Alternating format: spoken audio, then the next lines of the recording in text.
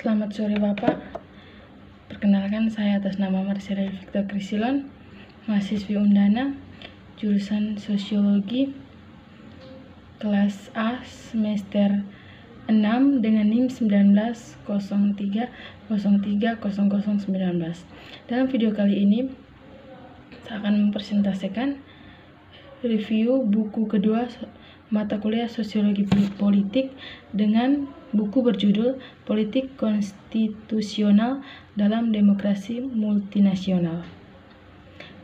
Keragaman yang mendalam dari demokrasi multinasional membentuk politik konstitusional. Politik konstitusional tentu saja tidak terbatas pada demokrasi multinasional. Tatanan konstitusi nasional demokrasi mononasional juga mendapat tekanan untuk perubahan, terutama selama masa transisi sosial, ekonomi, dan politik yang signifikan. Dalam sistem federal menyesuaikan pengaturan fiskal dan distribusi kekuasaan seringkali membutuhkan politik konstitusional. Politik konstitusional di negara-negara mononasional biasanya berfokus pada penciptaan dan alokasi kekuasaan kepada lembaga-lembaga pemerintahan untuk memungkinkan pengambilan keputusan yang demokratis. Politik semacam itu juga akan membahas apakah sejauh masa konstitusi harus melumpuhkan lembaga-lembaga tersebut melalui rancangan aturan keputusan, serta melalui batasan substansif langsung pada perilaku pemerintah. Praktik demokrasi konstitusional atau pembagian kekuasaan sering menjadi pusat. Ini adalah aturan bersama dalam konteks politik konstitusional. Ini adalah kasus di Irlandia Utara, di mana pembagian kekuasaan antara komunitas unionis dan republik merupakan syarat mutlak bagi perjanjian Jumat Agung yang menghentikan kekerasan politik. Konstitusi sering digambarkan sebagai tawar-menawar, yang berarti bahwa politik konstitusional adalah proses yang berpusat pada aktor. Agensi dalam politik konstitusional negara multinasional dapat dilihat dalam berbagai cara. Dengan demikian, nasionalisme termasuk nasionalisme negara yang mungkin atau tidak sesuai dengan nasionalisme kelompok dominan Les Cours Notes dan Gang Nom, serta gerakan nasionalis adalah aktor sentral dalam politik konstitusional. Demokrasi multinasional negara adalah komunitas-komunitas. Dengan kata lain, sementara negara memproyeksikan bangsa tertentu, lembaga atau aktor politik lain, atau keduanya, mempromosikan dan mengekspresikan keberadaan satu atau lebih negara di dalam negara. Oleh karena itu, nasionalisme adalah kekuatan politik sentral dan abadi dari demokrasi multinasional. Gerakan nasionalis dalam negara multinasional yang berbeda untuk komunitas ini. Secara khusus, sementara gerakan nasionalisme terkadang mencari hak kolektif, mendapatkan pengakuan atas komunitas mereka, atau mengamankan akses ke kekuasaan politik dalam institusi mereka, atau mengamankan akses ke kekuasaan akomodasi yang tidak cukup. Nasionalisme adalah fenomena multifaset yang terdiri dari dimensi identitas dan kepentingan. Selain itu, sebagai bentuk politik perubahan kelembagaan dalam hubungan antara bangsa, minoritas, dan negara, paling sering menuju peningkatan otonomi teritorial. Untuk negara-negara yang tidak melihat diri mereka sebagai multinasional, meskipun kehadiran satu atau lebih negara minoritas, klaim untuk pengakuan sulit untuk mengakomodasi, seperti yang telah kita lihat di Spanyol dalam beberapa tahun terakhir. Memang nasionalisme negara, terutama dalam bentuk nasionalisme mayoritas, seringkali tidak toleran terhadap gagasan keragaman nasional internal, yang berarti bahwa aktor politik di luar negara minoritas sering menolak penggunaan istilah tersebut bangsa untuk apapun selain komunitas politik yang diproyeksikan oleh negara.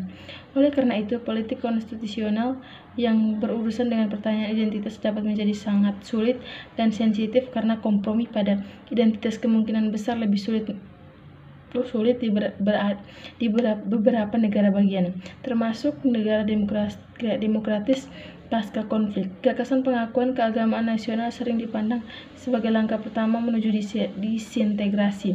Tentu saja ada cara lain untuk mencoba memenuhi klaim pengakuan gerakan nasionalis selain atau kebijakan yang asimetris dapat dipahami untuk mewakili pengakuan implisit terhadap keberbedaan yang mungkin terbukti cukup untuk beberapa gerakan nasionalis.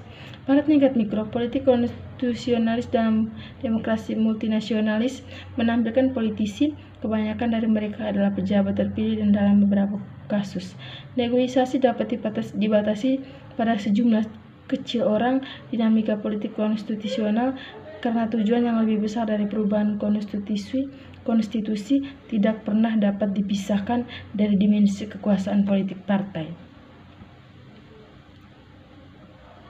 Politik konstitusional dalam demokrasi multinasional melibatkan diskusi tentang definisi ulang struktur, cara kerja, dan terkadang bahkan sifat negara. Dengan demikian, periode politik konstitusional biasanya sangat penting dalam perkembangan politik demokrasi multinasional. Oleh karena itu, politik konstitusi nasional dapat dilihat sebagai titik kritis. Gagasan tentang titik kritis mengacu pada titik-titik penting dalam waktu untuk memahami hasil-hasil politik. Titik-titik kritis merupakan titik balik dalam perkembangan politik. Titik-titik kritis mewakili periode waktu tertentu di mana proses perkembangan politik dapat dilemparkan ke beberapa jalur. Dampak dari periode ini dapat dirasakan bertahun-tahun untuk dekade kemudian. Memang para sarjana yang bekerja selalu dapat ditemukan dalam peristiwa keputusan atau proses yang mendekati waktu. Titik kritis adalah momen ketidakpastian dan fluiditas struktural. Karena sifatnya yang relatif terbuka, titik-titik kritis dapat dilihat sebagai momen agensi yang cukup besar, meskipun di mana para aktor tertanam dalam konteks politik tertentu pada saat yang sama. Konsekuensi selanjutnya dapat tidak diinginkan, dan oleh karena itu dapat direduksi oleh analisis menjadi motivasi strategis saat itu.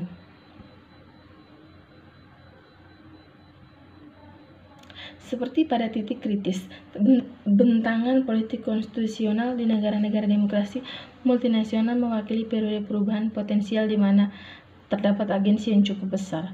Aktor politik membawa identitas dan kepentingan komunitas mereka ke dalam negosiasi tentang masa depan politik dan kelembagaan kolektif. Aktor-aktor diwakili serta kekuatan pribadi mereka sendiri dan dampak yang dapat ditimbulkan dari hasil negosiasi konstitusional terhadapnya. Dengan demikian, periode politik konstitusional biasanya merupakan tentang waktu yang intens di mana topik desain negara, hak individu dan kolektif, distribusi kekuasaan, dan sejenisnya mendominasi pertanyaan sosial ekonomi. Ketika politik konstitusional mereda atau berhenti secara tiba-tiba, politik normal kembali. Tetapi hasil diskusi konstitusional menjadi terkunci apakah ada perubahan konstitusional yang sebenarnya atau tidak. Memang apa yang terjadi selama rentan waktu ketika negara minoritas membuat klaim untuk perubahan konstitusional membentuk perkembangan politik komunitas itu. Negara multinasional pada umumnya jelas kesepakatan konstitusional yang mengarah pada perubahan konstitusi merupakan jalan yang jelas sebagai demokrasi multinasional.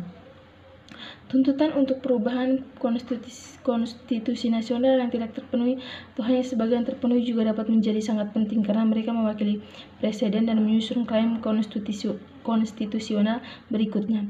Negosiasi konstitusi nasional yang gagal dapat sama pentingnya dengan negosiasi yang berhasil atau sebagian berhasil.